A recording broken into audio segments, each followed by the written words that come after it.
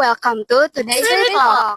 Aku dengan Elvina dari Vkom 25. Di sini aku Nesa dari FKP 25. Aku Livi dari Fapsi 25. Aku Agatha dari Fapsi 25 juga. Aku Farel dari Sekolah Vokasi 2025. Ersan dari Fakultas Pertanian. Shiva dari FMIPA. Oke, halo semuanya. Oke, jadi hari ini aku mau tanya kalian seputar pinjol. Mulai dari pertanyaan yang pertama ya. Kalau teman kamu pinjem di pinjaman online, apa yang bakal kamu lakuin? Gitu. Jadi pertama pasti nanya dulu kenapa, alasannya, terus kalaupun apa aja yang bisa aku bantu gitu, ataupun ada orang lain gitu yang bisa datang dari pihak eksternal untuk membantu juga.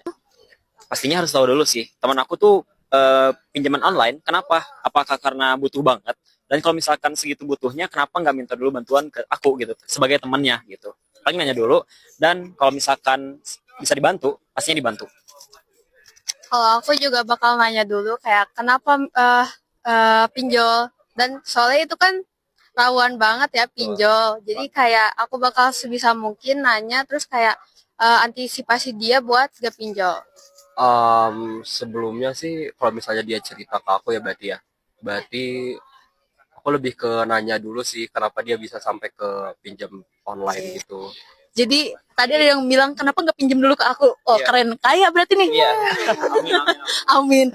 Nih yang kedua, menurut kamu kenapa sih orang tuh tergiur banget sama pinjol? Tergiur yang pertama karena emang pinjol itu mudah untuk didapatkannya. Biasanya itu persyaratannya nggak terlalu ribet dan juga mungkin mendesak.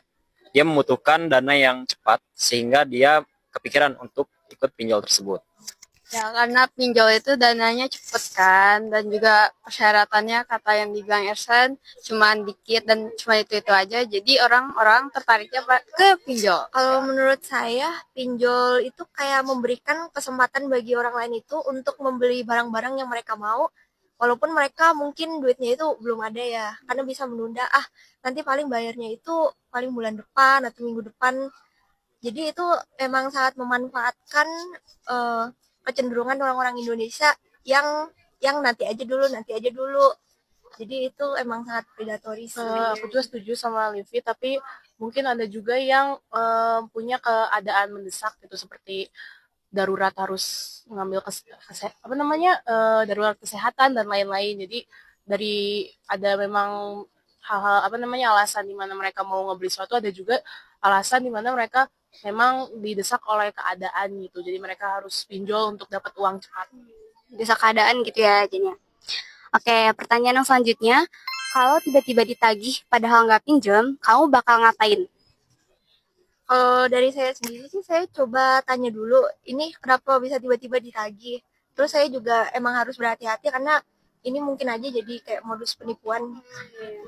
Yang pertama tentu saja aku bakal protes kan karena aku juga nggak melakukan hal tersebut, dan mungkin lebih ke ngasih tahu ke untuk yang nagih aku kayak sebenarnya bukan aku gitu loh yang pinjam, dan mereka salah sambung gitu, salah kontak. Oke. Nah ini tergantung sih ya, kalau misalkan bentuk penagihannya kayak telepon atau misalkan chat, pastinya konfirmasi dulu bahwa dari kita sendiri itu nggak pernah melakukan pinjol.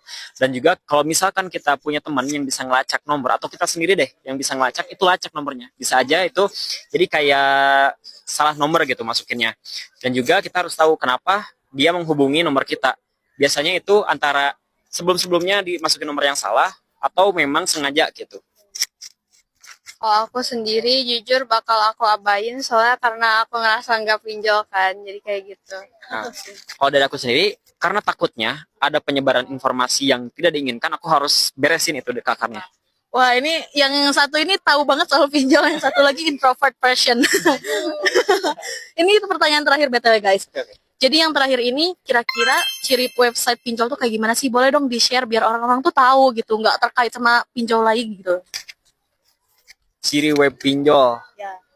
Yang pertama tuh persuasif, bisa itu dari secara visualnya ataupun dari berbagai macam benefit yang dikasihnya. Gitu ya. Iya, itulah salah satunya lah. Ya pasti website pinjol itu banyak banget iklan-iklannya yang kayak buat ngajak kita ngambil pinjol itu. Mungkin yang pertama tuh karena itu adalah jalur yang instan dan kayak menjebak, apalagi bunganya tinggi, yang pasti itu bakal susah keluar dari lingkaran pinjol itu kan. Jadi menurut aku sebelum coba-coba lebih ke cari sesuatu yang lain gitu, kayak coba buat kerja dulu, kayak kerja sampingan atau gimana dulu, jangan langsung ke pinjol. Resikonya sih. Jadi kita resikonya itu bisa kebablasan dan kecanduan gitu ya. Thank you ya semuanya. Ini ya, makanya kita tuh harus aware banget soal pinjol. Jangan mentang-mentang gampang dapat dananya, gampang cairnya, kita langsung pinjol gitu aja. Coba cari solusi terlebih dahulu. Itu aja teman-teman. Makasih banyak untuk wawancara kali ini. Boleh lambai-lambai ke sana? Dadah!